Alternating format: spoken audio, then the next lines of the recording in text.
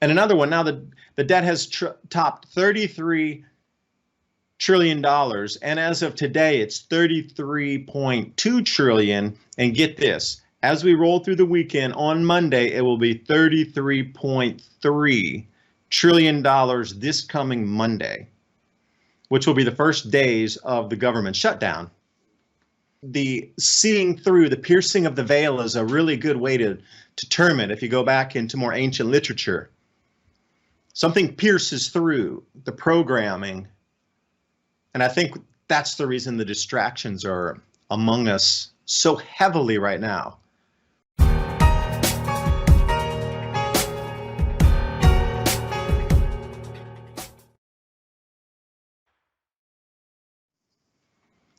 And welcome back, Mini Ice Age Conversations, brought to you on TV every other Friday, 2 to 3 p.m. Eastern Standard Time, uncensored. We're going to roll through it today. It does look like our world is being restructured and reconfigured. Try to use this image here to really sum it up. You know, it seems our world's being twisted, bent, refocused, kind of amplified in some areas. But what does that show for us in terms of the world? Like, where are we going to go from here? Excuse me. And more importantly, why is it happening now? You know, this could have happened 20 years ago, right after 9/11.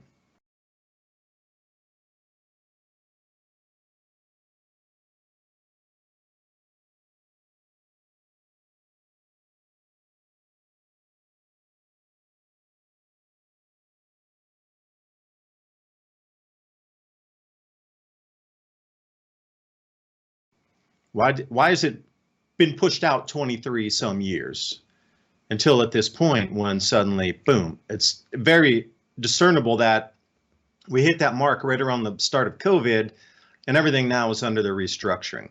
You might want to use the word reset, or we can use reconfigure, reconstruct. Reset has that connotation to it, so they're starting to move their words in lexicon, but as you see, our world is becoming something different in front of our very eyes. Now, this is going to be a warning for those of you around the New York tri-state area. What we're looking at here is the forecast and warnings from the National Weather Service, but I personally feel they're caught a little flat-footed right now on the warnings.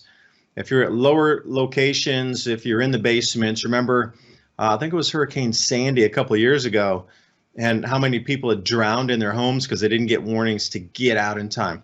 Please, if you're there and you know somebody that's in a basement or dwelling, get them out of there right now. It's going to be too late if you wait any longer for this. So we're looking at the National Weather Service. This is coming out of the forecast New York. Now, where you're seeing in the flash flood warnings, that's going to expand in the area. It seems like the storm that's coming on shore right now, Ophelia remnants, is stalling and folding in on itself, and it's creating this pocket of literally a river from the sky. And the best way I can explain it, this is what New York City looks like this morning after just 3 inches of rain. Now they're expecting upwards of 8 to 9. And when I say get caught flat-footed, this is what New York was expecting at the maximum. That's why they're calling a state of emergency right now. But these flash flood warnings have increased in depth and breadth of area and scope covered here. And, you know, I was trying to pull this off following it as was coming into the program.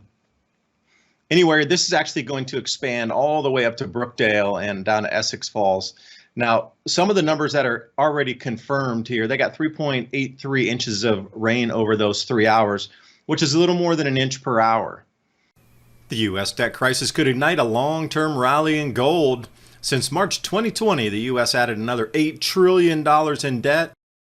BRICS nations met last month, and oil-rich nations, including Saudi Arabia and the United Arab Emirates, have joined Russia, China, and India. And 51% of Americans can't pay their credit card bills, which just surpassed $1 trillion for the first time in history. Call Patriot Gold Group today before it's too late. Patriot Gold Group has a no-fee-for-life IRA where your IRA or 401k can be in physical gold or silver. No fee-for-life IRA on qualifying rollovers. Give them a call, 888-546-7020. And now on with the video. Now that would be okay because it would mean it would be near the end of the storm according to the initial forecast. We're calling for, 4.5 to 5 inches of rain. Where if this would come down, that would be pretty much at the totals they were expecting. But there's been a deviation in the storm.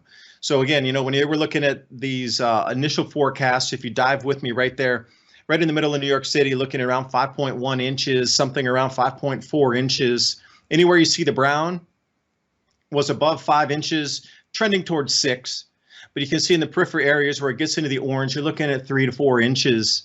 Now, this was the initial forecast that was put out maybe 30 hours ago, 36 hours, up to say 24 hours ago.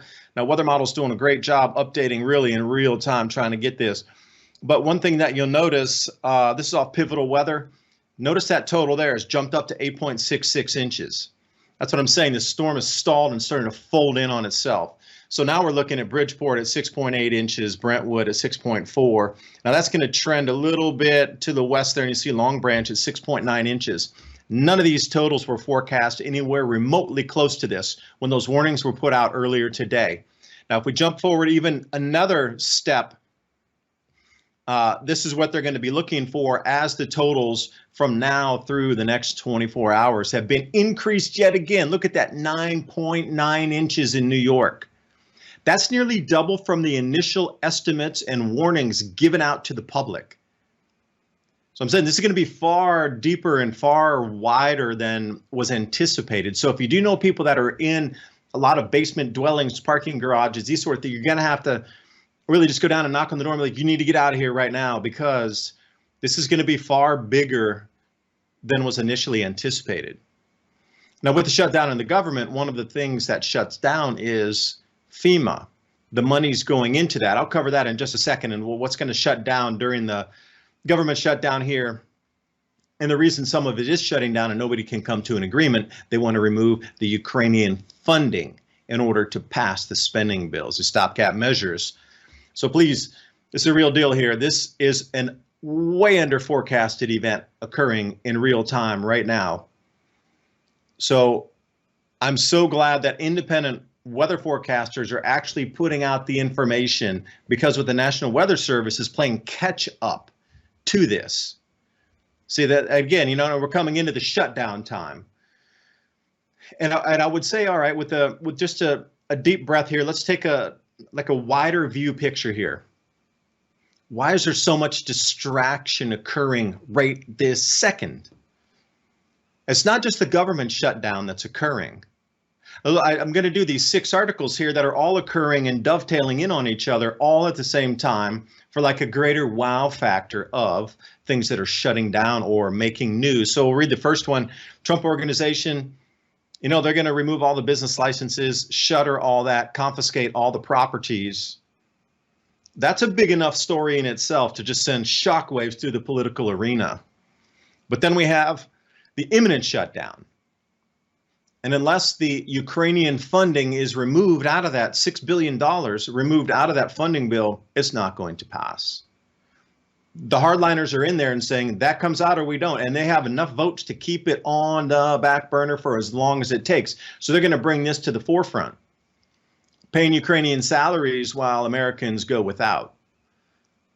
These are the types of things that they're trying to say. This is the misallocation of funds.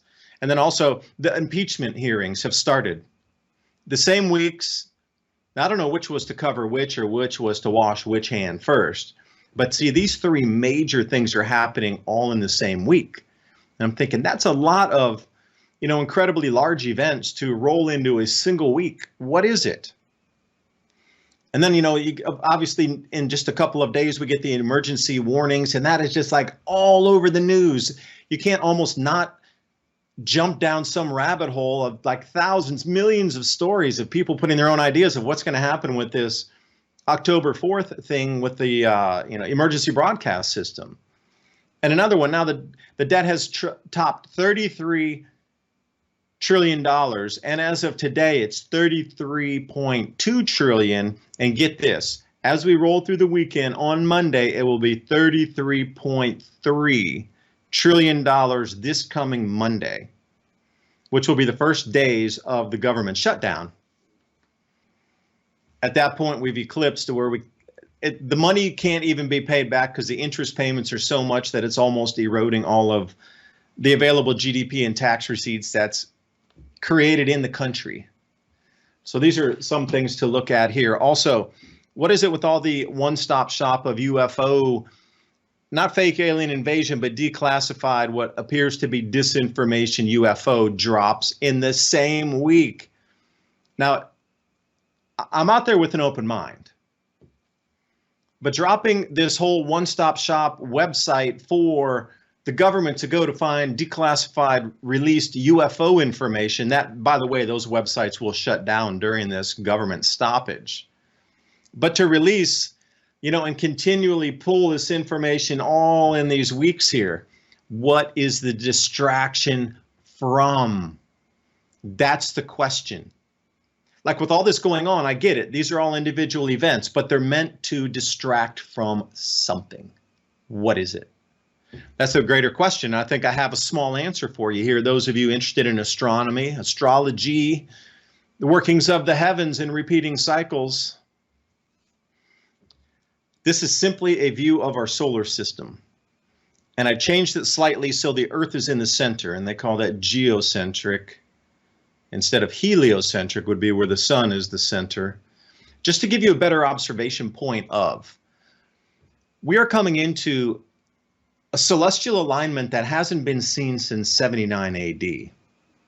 A lot of people, including myself, are in the camp that we are going to see electromagnetic disruptions across our planet, the crust, our atmosphere, and it's really going to have some shakings of the foundations of our infrastructure on the planet, which in turn would affect society. We've just entered this increasing magnetic field as of September 12th, just a couple weeks ago. Now, the first thing is, we're not going to be in the center of the field with the sun backing behind us with its electromagnetic field. And also you see the gas giants in their configuration as we split through that and we get into the center of this tug. That won't occur until the 7th of October through the 10th.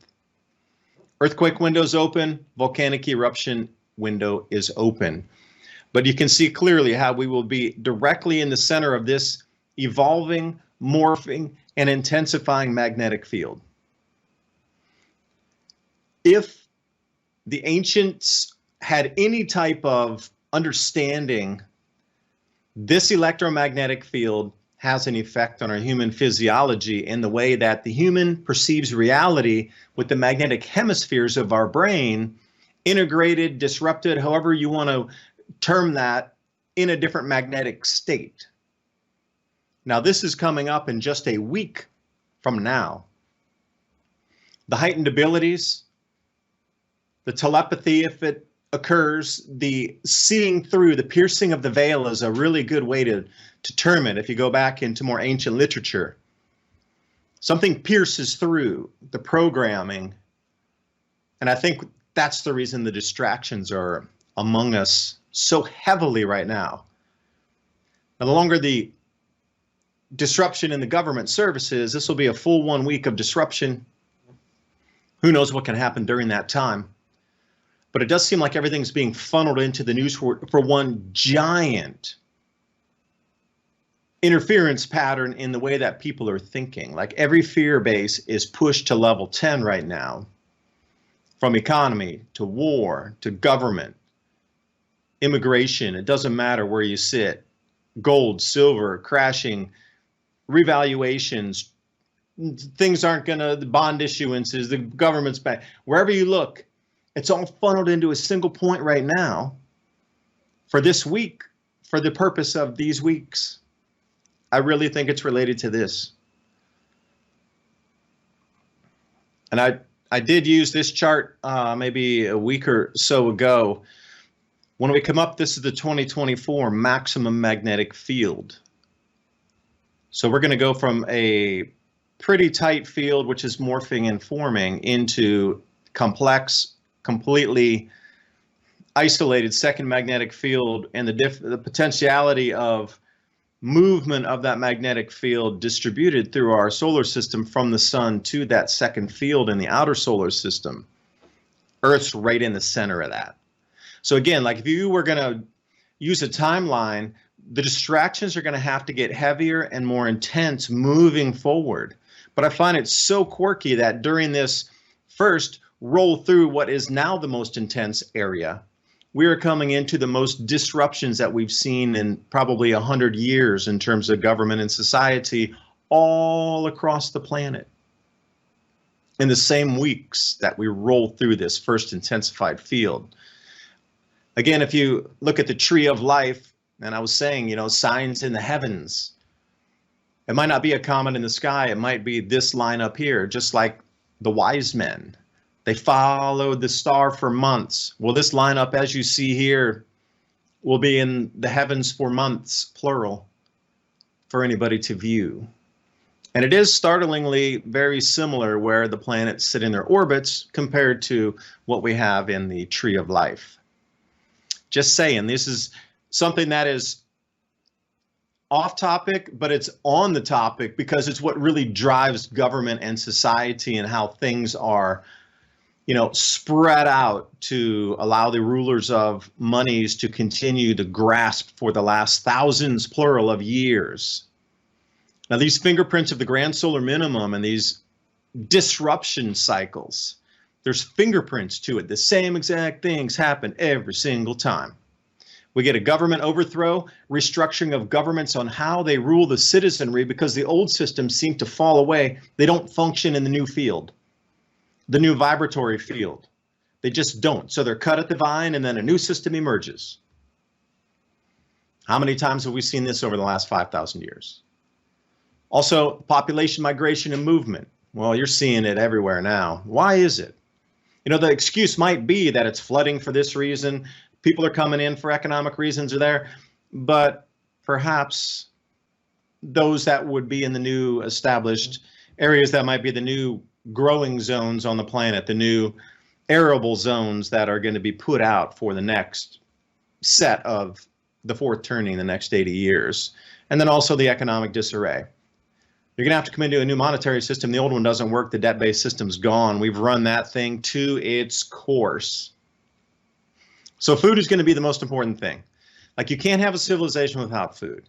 And these cycles disrupt food production every single time. That's the whole thing.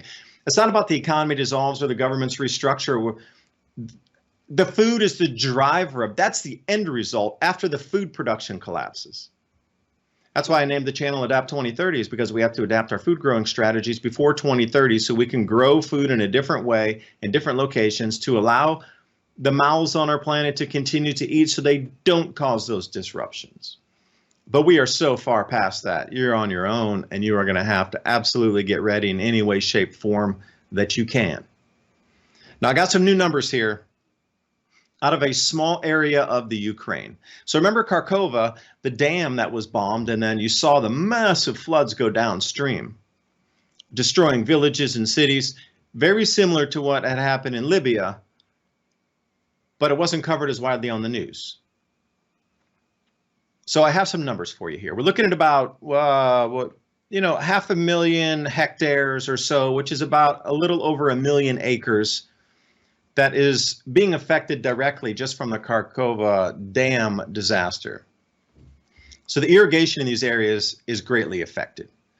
So when we start to look at this area, the Kharkova dam on the right, written in red, that's what was blown up. And then the water, as you can see, anywhere it's blue, flooded during that overflow or whatever you term that disruption as, with the flooding going downstream. Everywhere it's blue got flooded. Now that's equally as devastating, equally as large as what happened in Libya. And of course the finger pointing and the name gaming of that. So what kind of crops might have been disrupted and the irrigation to then send that further afield? Well, here you go. We're looking at millet.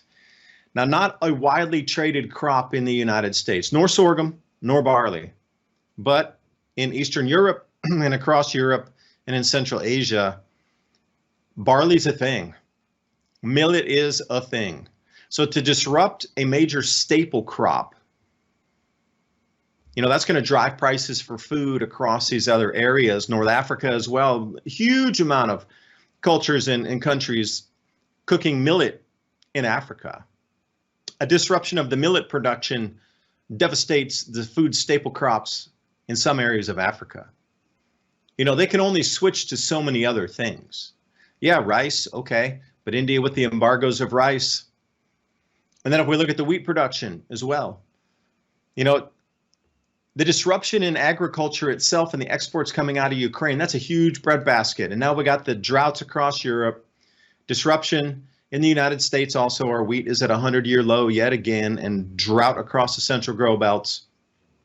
Late hanging on of winter down in the southern hemisphere, which was expected anyway from the water vapor and the cooling in the Hunga Tonga eruption.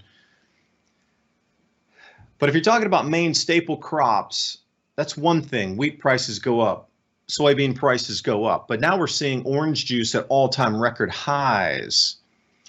And the supply is now tumbling to 1968 records, 50-year lows in the actual amount of oranges available. So the yellow line was actually the green one. You can see that much better than the yellow. Looks like a Loch Ness monster again. And they're looking at about $3.69 per pound, the highest ever recorded prices ever. And that is up 78% over the last 12 months. Now you can see this happening across the entire food spectrum. Everything's rising in price. So that bottom line, the red line, is how much available supplies there is out on the orange juice market at the moment. It's actually the pulp concentrate, but way below almost everything else. If you look back 2021, you know, they're looking at around 700 million pounds, and we're down around 300 million pounds. That's more than 50% down. So you can see why prices are continuing to roll up. But here's the interesting overlay on that. Brazil has been exporting the most ever, and they can't keep up with the losses across the United States and other places in the world to even keep it at an even kilter. So we've rolled over that past. Brazil's at maximum exports. And what we have and what the rest of the world has, you can see that's going to be increasing in prices. The possibility to get more supply of that, it's going to take a couple years for trees to recover after so much damage. But even with these other countries adding in, this is a perfect example of what's happening across the wider world with the grains as well. You know, one country goes offline, another tries to push it to the maximum, but it can only go to a maximum, and that's it. Once you eclipse that maximum and there's more demand, where does it come from?